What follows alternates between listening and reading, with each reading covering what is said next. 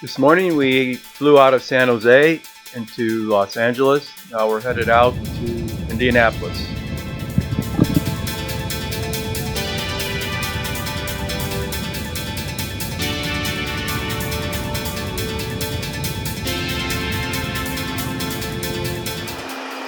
It was a beautiful flight across the country, and now we're getting ready to prepare for landing.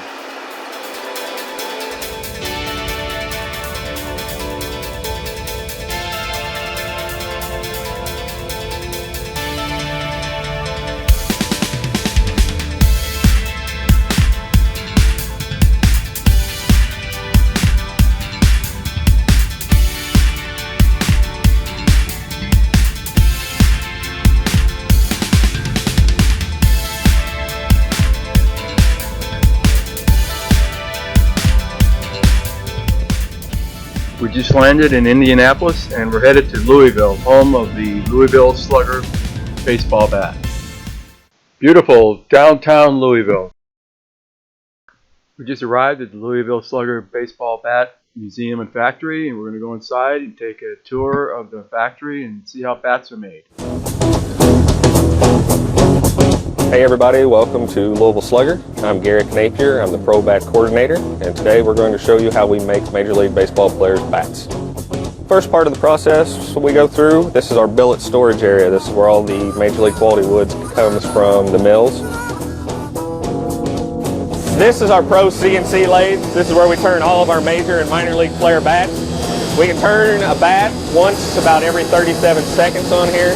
And typically we'll run anywhere from 300 to 400 player bats per day. Before we purchased our CNC machines, Danny is the last person who can still hand turn a bat in the company. Our last hand turn bat was used in a professional game by Craig Biggio back in 2007.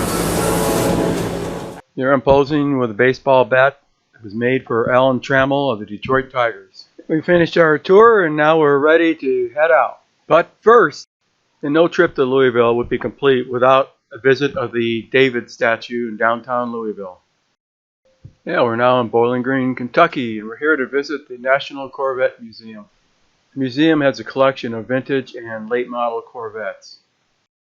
Also on exhibit were 8 Corvettes that were destroyed in a sinkhole inside the museum in 2014. The depth of the sinkhole was 30 feet. On our way to Nashville, we stopped at the Hermitage, the home of President Andrew Jackson, which is located just outside of Nashville in Tennessee. We went on a tour inside of President Andrew Jackson's home. We also toured the grounds and included homes of former slaves. We arrived at our Airbnb condo in downtown Nashville, and this is the view outside of our window. The weather was perfect, gave us a lot of time to explore the city both during the day and in the evening.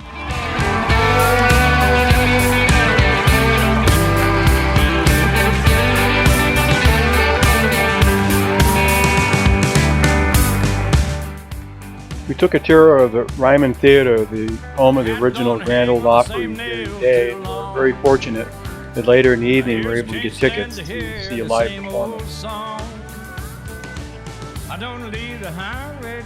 While in Nashville, we visited the Mead Plantation and the Marathon Motor Works in downtown Nashville.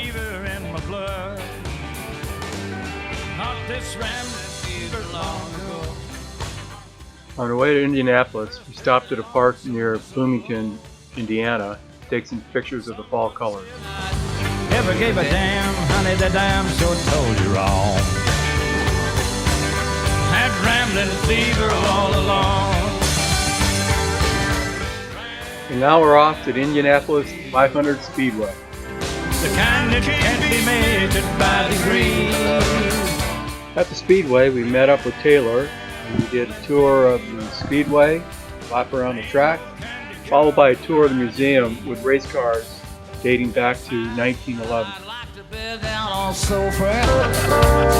And let some pretty lady rub my back. Spend the early morning drinking coffee, talking about when I'll be coming back. Haven't I done let no woman tie me down?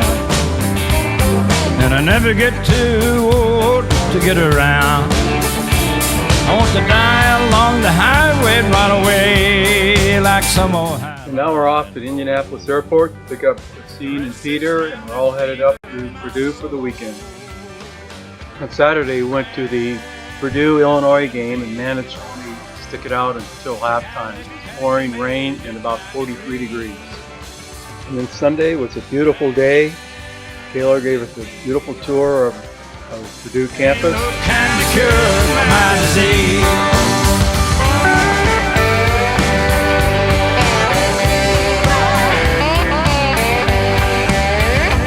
We had a late breakfast at XXX.